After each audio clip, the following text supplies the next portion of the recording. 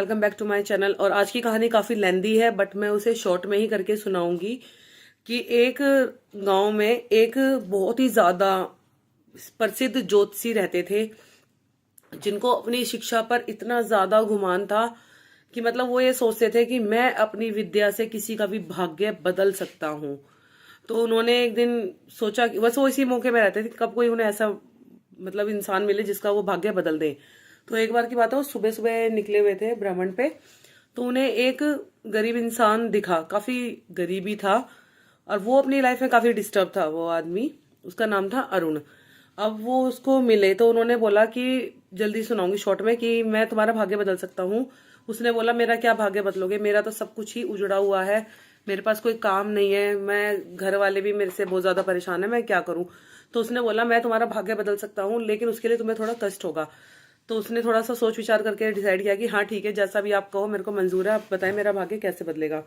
तो उसने क्या करा, अपने पास से कटार निकाली और उसके हाथ में राजयोग की रेखा बना दी। अब क्या था कि बना दी, अब वो भी खुश हो गया। उसने उसको बता दिया कि अब तुम जल्दी ही एक राज्य, किसी राज्य के राजा बनने वाले हो। ये चीज हो गई। वो जो ज्योतिषी था वो वहां से चला गया अपना काम करके। अब ये क्या था कि ये चलता चलता दूसरे राज्य में निकल गया काम की तलाश में। अपने घर से तो घर छोड़ के आ ही चुका था कि घर वाले काफी परेशान थे इससे कि कुछ काम धाम नहीं करता था। अब इसने क्या करा, सोचा कि आगे बढ़ने से पहले एक काम क्यों ना करूं कि मैं जो दूसरे राज्य का मंदिर था सुबह सुबह उसमें जाके इसने माथा टेका। अब जैसे इसने माथा टेका वहां से सैनिक आए और मंत्री आए, वो इसको लेके अपने राजमहल में लिवा ले गए कि भाई अब आप इस राज्य के राजा हो। उन्होंने कहा मैं ऐसे कैसे राजा बन गया। तो उसने कहा कि कल ही हमारे राजा की मृत्यु हुई है और यहाँ की एक प्रथा यह है कि राजा की मृत्यु के अगले दिन बाद मंदिर में जो सबसे पहला परदेसी आता है, माथा झुकाता है, वही हमारे देश का राज्य, हमारे राज्य का राजा बनता है। तो भाई वो बन गया राजा। अब उसको एक दो दिन ही हुआ था राजा बने हुए, अब उसके दिमाग में आने लगी फितूर बातें। उधर उसके घर में उसकी बीवी बच्चे सब परेशान हो रहे थे कि कहाँ चले गए, कहाँ चले गए। मैंने तो थोड़ा बहुत ही कहा था लड़ाई मतलब कि काम नहीं कर रहे, काम नहीं कर रहे, पता नहीं कहाँ चले गए। ये चीज हो गई। अब क्या था कि वो यहाँ पे उसने सोचा कि मैं लिवा लाऊं अपने मंत्री को भेज के अपने परिवार को। फिर उसने ये डिसाइड किया कि वो तो वैसे ही मेरे से इतना लड़ते झगड़ते रहते हैं, मैं उन्हें क्या बुलाऊंगा। वो जैसे मतलब वो अजीब सा ही हो गया था। जैसे राजा बना ना तो राजा को जो पद और सिंहासन है वो उसके सर पे चढ़ गया था। तो उसने सोचा अब मुझे इसकी क्या जरूरत है पत्नी की, मैं तो अब राजा बन गया हूँ, बहुत सुंदर मुझे राजकुमारियां मिलेंगी, मैं तो उनसे शादी कर लूंगा। ऐसा विचार करके उसने अपने परिवार को नहीं बुलाया। वहां उसका परिवार उसके बिना परेशान हो रहा था। अब जैसे 2-4 दिन बीते तो इसको काम समझ में तो खैर आ नहीं रहा था क्योंकि ऐसा कभी पढ़ा लिखा नहीं, बस ये है कि भाग्य से बन गया था राजा। तो इसको ये चीज ये रियलाइज हुई कि भैया जिसने मेरे को राजा बनाया है उसको क्यों ना मैं इनाम दूं। तो इसने उस ज्योतिषी को बुलाया, उसको बुला के उसको बताया कि ऐसे ऐसे आपके वजह से मैं राजा बन चुका हूँ और आपको मैं अपनी तरफ से इनाम देना चाहता हूँ। तो उसने उसको खूब 5-6 हाथी भर के सोने चांदी दिए, खूब उसको सोने से लाद दिया उसको, और वो भाई वो भी चला गया स्वीकार करके। अब क्या था, अब इसके मन में आया फिर से ये कि भैया अब करता हूँ कि अपने राज्य को बढ़ाता हूँ, दूसरे पड़ोसी राज्य को पे हमला करता हूँ। तो इसको मंत्री ने समझाया कि जो पड़ोसी राज्य है वो हमारे राजा के बहुत परम मित्र थे, आप उन पे हमला मत करो, बहुत अच्छे हैं। इसने कहा तुम कौन होते हो मुझे बताने वाले, मैं राजा हूँ। अब ये राजा के पद का बहुत ज्यादा ही उसका फायदा उठाने लग गया अपने पद का। तो इसने क्या करा, हमला कर दिया। अब हमला करा तो वो राजा तो अच्छा था, वो भी हैरान है कि भैया ये राज्य तो कभी हमला नहीं करता था, तो मेरा दोस्त अब क्या हो गया। तो उसने बताया भाई ऐसे ऐसे वो राजा आपके दोस्त जो थे उनकी मृत्यु हो गई है और अगले दिन ही किसी और को राजा बना दिया गया है, वही राजा आपको हानि पहुंचा रहा है। अब क्या था, अब हमला हुआ। अब हमले में राजा जो था दूसरे राज्य का, वो अपनी जान बचा के किसी तरह एक जंगल में गया। वहां पे एक उसके गुरुजी थे जो अपना आश्रम बना के बैठे थे, वो वहां उनकी शरण में गया। अब ये हमला कर रहा है, इसको राजा नहीं मिला जिसपे हमला कर रहा है, पड़ोसी राजा अरुण को। तो अरुण ने क्या करा, वो पड़ोसी राजा की पत्नी और उसके बच्चों को कैदी बना लिया। अब ये जो पड़ोसी राज्य का राजा था वो अपने गुरु से मिला, उसने गुरु को सारी बातें बताई। तो उसने बोला कि मुझे सब पता है कि उस राज्य में क्या हो रहा है, कि तुम्हारा जो दोस्त था वो मर गया, उस दोस्त की जगह किसी मूर्ख इंसान को राजा बना दिया गया है, और वो राजा भी ऐसे बना है कि उसको किसी बहुत ही तेज तर्रार ज्योतिषी ने उसकी हाथों पे रेखा बना दी है जिसकी वजह से उसको राज्य मिल गया है और अब वो तुम्हारे पीछे लगा है। तो ऐसा करो, तुम अभी यहीं रुको, उचित समय आएगा तब हम कार्रवाई करेंगे, तब तक आप यहीं रहो। तो वो भैया अपने वहाँ रहा और पता लगा, कह रहा कोई बात नहीं, तुम्हारे बीवी बच्चे सब सुरक्षित है, वो उसने अपने कैद में रख रखे, लेकिन वो उनको कुछ नहीं करेगा। ठीक है, ये चीजें हो गई। अब क्या था कि अब मंत्री भी परेशान, सारी प्रजा परेशान। क्यों? क्योंकि वो हद से ज्यादा कर लगाने लग गया अपने राज्य पे, क्योंकि उसको ये लगा कि भैया मैं तो सबसे ज्यादा शक्तिशाली हूँ, दूसरे राज्य में मैंने राज्य कर लिया, दूसरे राजा को मैंने भगा दिया, उसके बीवी बच्चों को अपने कैद में ले लिया। अब ये अरुण के मन की स्थिति है कि वो इतना ज्यादा अपने अंदर घमंडी हो गया कि उसको कुछ भी नहीं दिखाई दे रहा था सही और गलत। गरीब जनता जो सूखे से बेचारी परेशान थी, उन पर 50-50 सोने की अशर्फियों का कर लगा दिया कि हर एक घर से 50-50 सोने की अशर्फियां आएंगी और खजाने में डाली जाएंगी। अब मंत्री भी परेशान। अब मंत्री कह रहा भाई हमने क्या गलती कर दी, हमने सोचा था कोई अच्छा राजा मिलेगा, ये तो हमें मूर्ख राजा मिल गया, क्रूर राजा मिल गया, जिसने मतलब इतने अच्छे राजा पर हमला करा, उसके परिवार को बंदी बना लिया, आम जनता को अब कितना परेशान कर रहा है। तो उसको भी एक तरकीब सूझी। जो मंत्री था वो एक बार वो वन में ही गया उसी बाबा से मिलने के लिए, क्योंकि वो बाबा काफी ज्यादा प्रसिद्ध थे, पंडित जी बहुत ज्यादा फेमस थे। तो वो उनके पास गया, उन्होंने उसको एक युक्ति बताई मंत्री को। मंत्री ने फिर उसको बताई अरुण को कि महाराज आपके लिए एक आखिरी काम है जो आपको करना है, जो कि एक प्रथा है यहाँ पर, जो राजा बनता है उसको करना होता है। कह रहा बताओ क्या है? तो उसने बोला जी जो हमारा राजा बनता है वो सबसे पहले शिकार पर जाता है और एक अच्छे जानवर का शिकार करके लाता है, लेकिन वो जाता अकेला ही है। तो कह रहे हैं तुमने मुझे पहले क्यों नहीं बताया? तो कह रहा पहले बताने का मौका ही कहाँ मिला, आप तो आते साथ ही आपने आदेश दे दिए, पड़ोसी राज्य पे आक्रमण कर दिया, बताते कहाँ से? तो कह रहा कोई बात नहीं मैं जाऊंगा। तो भैया वो मंत्री के कहने पर वो गया। अब गया तो क्या हुआ वहां पे अकेला। अब वो कह रहा मैंने तो एक चींटी ना मारी आज तक, अब मैं शिकार कैसे करूं, ना मुझे तलवार चलानी आवे, ना मुझे तीर चलाने आते, ना मुझे भाला चलाना आता, अब क्या करें? तो अब क्या था कि वो भटकते भटकते जंगल में भटक ही रहा था, तो उसको पड़ोसी राज्य का राजा मिल गया।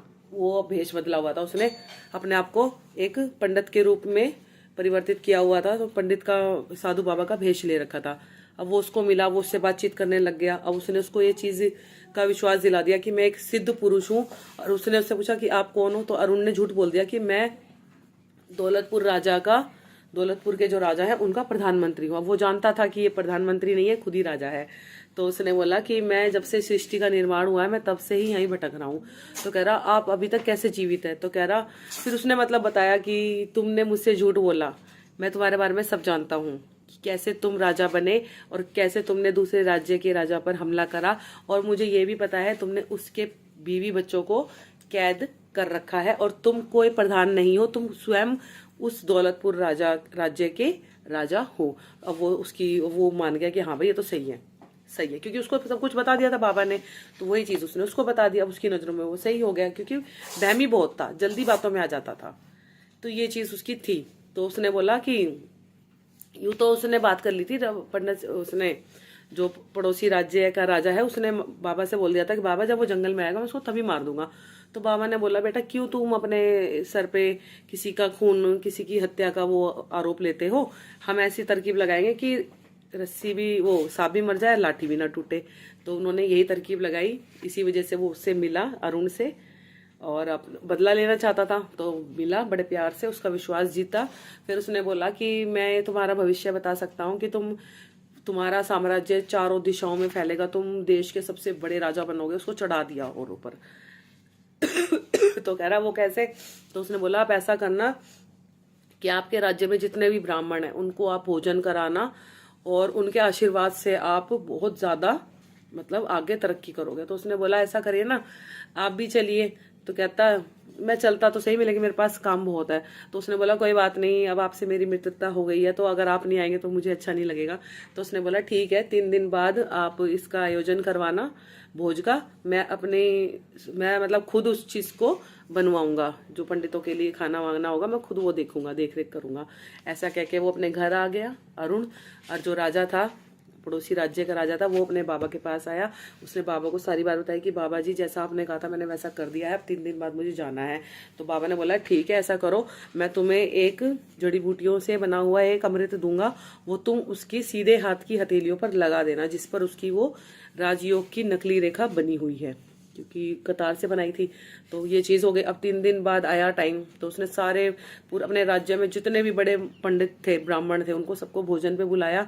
और चमत्कार ऐसा था कि जब वो उसको हाथ पे रहेगा तो उस टाइम खाना तो सही रहेगा, खाना सात्विक बनेगा, बिना लहसुन प्याज का, बिना उसका, लेकिन वो पंडितों को ऐसा लगेगा कि उसमें मांस है। होगा नहीं मांस, लेकिन उनको भ्रम होगा। ये भ्रम के लिए पंडित जी ने एक भभूति दी थी कि जब खाना बनेगा तो तुम उस खाने में भभूति डाल देना, खाना शुद्ध होगा, पवित्र होगा, लेकिन पंडितों को ये लगेगा कि ये खाना अशुद्ध है और मांस मच्छी वाला है। तो ये चीज़ हुई। अब वो आया 3 दिन बाद, जल्दी जल्दी सुना रही हूँ मैं क्योंकि वो जल्दी आया। अब उसने अरुण से मिला, उससे बहुत अच्छे से बातचीत करी जिससे कि उसको शक ना हो। उसने बोला कि सबसे पहले आप अपने हाथ अमृत से धोएं। फिर उसने अपने कमंडल में से वो जड़ी बूटी वाला लिक्विड निकाला, उसके हाथ पे डाला। जैसे उसने हाथ से ऐसे ऐसे करा तो उसकी जो भाग्य रेखा थी ना, वो नकली, वो साफ। अब क्या था, भोजन कर रहे ब्राह्मण, अब ब्राह्मणों को आ गया गुस्सा, क्योंकि खाना सही था बट उनको भ्रम ये होना था कि ये इसमें मांस है। अब वो चिल्ला उठे, उन्होंने बोला, राजा को बहुत गुस्सा करा कि राजा हम तुम्हें श्राप देते हैं, तुम दरिद्र हो जाओगे, तुम्हारे पास कुछ भी नहीं रहेगा, क्योंकि तुमने हमारा धर्म भ्रष्ट करा है, ये है वो है। और ऐसा कहते ही वो राजा के भेष से अपने पुराने वाले डर्रे में आ गया, गरीब हो गया बिल्कुल ही। अब उसको क्या था, अब वो जैसा उसने, अब जनता ने भी उसके खिलाफ बगावत कर दी कि भाई इसने कोई तरीका होता है, हम अभी सूखे से जूझ रहे हैं, हमारे पास वैसे खाने को दाना नहीं, अरे हमसे 50-50 सोने के शर्फिया मांग रहा है। तो भैया सबने मिल के उसका बहिष्कार करा, उसको धक्के मार के निकाला। और वो जो राज्य था, दौलतपुर का राज्य, उसी राजा को दे दिया गया जिस पर इसने हमला करा था। तो अब उस राजा के पास अपने अच्छे व्यवहार, अपने नेचर की वजह से 2 राज्य हो गए थे। एक उसका खुद का मिल गया और एक ये जिसपे अरुण राज कर रहा था, मूर्ख। तो भाई उससे मंत्रियों को भी इस चीज का एहसास हुआ कि उनसे कितनी बड़ी गलती हुई कि एक मूर्ख के हाथों उन्होंने अपने राज्य की सत्ता दे दी। अब जो ये अरुण था, अब ये भैया अब ये चले जा रहा है रास्ते में। अब इसका एक दिन एकदम इसके सामने इसका वो आ गया भाग्य, क्योंकि जब ये वहां पे था तब इसको वहां की कुलदेवी ने भी आकाशवाणी करके इसको निकाल दिया कि तू जल्दी यहाँ से निकल जा, वरना मैं तेरा सर्वनाश कर दूंगी। तूने मेरे राज्य के साथ, मेरी प्रजा के साथ तूने सही नहीं किया। जितने अच्छे से मेरे राजा ने इसको, मतलब इस सत्ता को संभाला था, इस राज्य को संभाला था, तूने सब बेड़ा गर्क कर दिया, तू निकल यहाँ से। अब वो निकल गया वहां से। अब उसका भाग्य उसके सामने आया। भाग्य ने उसको बोला कि वो अपने भाग्य को कोसने लगा। तो कह रहा, फिर उसका भाग्य उसके सामने आके कहना है, तुम मुझे मत कोसो, गलती तुम्हारी है, मैंने तो तुम्हारी पूरी कोशिश करी, मदद करी कि मैं तुम्हें अच्छा इंसान बना पाऊं, तुम्हारे दिन बदल पाऊं, लेकिन तुमने ही अपने गलत निर्णयों से, गलत फैसलों से अपना सब कुछ बिगाड़ दिया। अब वो गया उसके पास, बाबा के पास ही, जिसने उसके हाथ पे कतार से लाइन बनाई थी। तो उसने भी उसको बोला, ये तुमने क्या करा? कह रहा, मैंने तो सही करा था, गलती तुम्हारी है। तुम्हें किसने कहा था तुम दूसरे राज्य पर हमला करो? तुम्हें किसने कहा था तुम जनता पर इतना अत्याचार करो? तुम्हें किसने कहा था तुम दूसरे राजा की पत्नी और उसके बच्चों को कैदी बना के रखो? गलती तुम्हारी है। मैंने तो पूरी कोशिश करी तुम्हारा भाग्य बदलने की, लेकिन तुम्हारे भाग्य में लिखी दरिद्रता है, तो तुम्हें गरीबी ही मिलेगी। तो बस कहानी का एंड यही करते हैं, क्योंकि काफ़ी बड़ी कहानी थी और कहानियाँ अब आजकल कुछ भी चल नहीं रहा है, बिकॉज मेरा चैनल थोड़ा डाउन हो रहा है। तो बट कहानी बहुत अच्छी है। आई होप आपको ये कहानी अच्छी लगी, और प्लीज़ मुझे कमेंट में ज़रूर बताना कि आपको ये कहानी कैसे लगी। और वाकई में भाग्य से बढ़कर कुछ नहीं है, भाग्य है तो सब कुछ है, और भाग्य का साथ होना ज़रूरी है, और आपकी नीयत भी अच्छी होनी ज़रूरी है। Thank you so much. जय श्री राम।